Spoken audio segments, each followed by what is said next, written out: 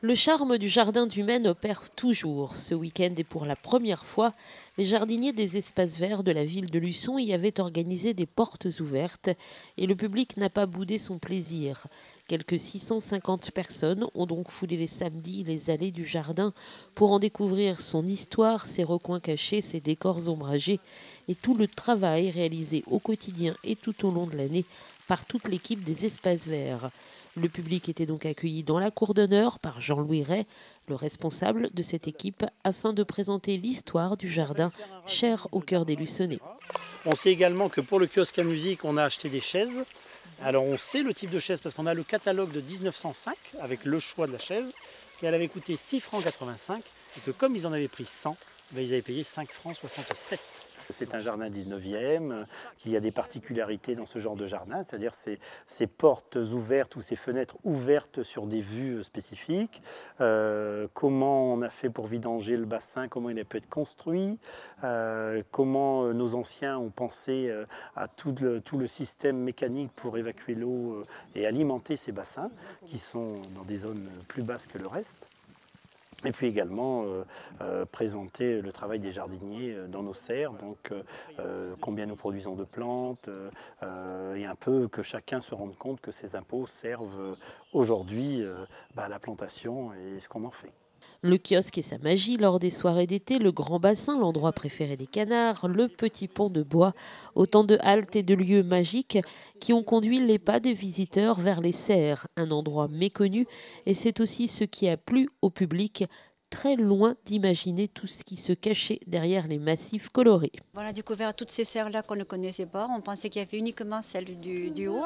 Et puis là, on redécouvre qu'il y a beaucoup de choses à voir. Et c'est super de pouvoir tout regarder. Vous pensiez qu'il y avait autant de choses que ça? Mais non, pas autant, non. Non, parce qu'on l'en voit dans les jardins, mais on ne les voit pas à nourrice comme ça, finalement. Moi, j'arrive juste là, mais enfin, là, je trouve des belles choses. Je suis luçonnaise quand même, mais c'est la première fois que je vois les serres. Le jardin, je le connais bien, mais je ne connaissais pas l'historique. Je connaissais le fait que du Maine et donner, léguer ce jardin, mais je ne connaissais pas l'histoire que nous a raconté le jardinier en chef. C'est intéressant pour les gens qui s'intéressent quand même à l'histoire un petit peu de Luçon. Et puis l'histoire du jardin, qui fait partie de Luçon quand même, vraiment. Depuis toujours, le jardin fait partie de la ville de Luçon. Oui, je pense que c'est très bien, très très bien. Je trouve que c'est une bonne idée parce que ça permet de voir des plants qu'on n'a pas l'habitude de voir tous les jours. Et puis de découvrir un petit peu le travail des gens ici.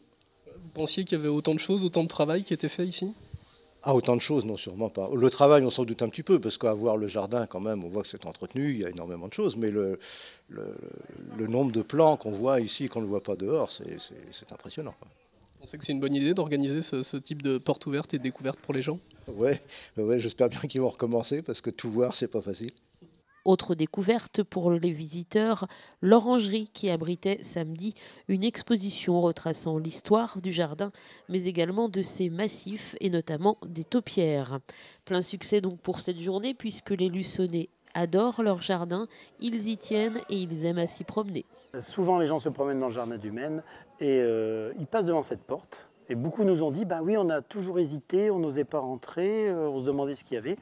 Ça a été l'occasion de venir voir ce qu'il y avait derrière cette fameuse porte en bois qui se trouve le long des haies. Et maintenant, ils vont pouvoir dire, j'ai vu ce qu'il y avait, je sais ce qu'on y fait, et je sais ce qu'on y produit. On explique aux gens qu'il n'y a pas que le travail des serres, il y a le travail de l'élagueur, l'entretien des stades, etc. Et que c'est une équipe complète qui œuvre pour le Luçonnais. Cette journée portes ouvertes n'est que le prélude à toute une série d'animations qui tout au long de l'année vont mettre en valeur le jardin. Prochain rendez-vous par exemple, ce sera les 29, 30 et 31 mai. Pour la première fois, Luçon participera à une opération nationale Jardin en fête, dont le thème cette année est l'enfant au jardin. Encore plein de surprises en perspective.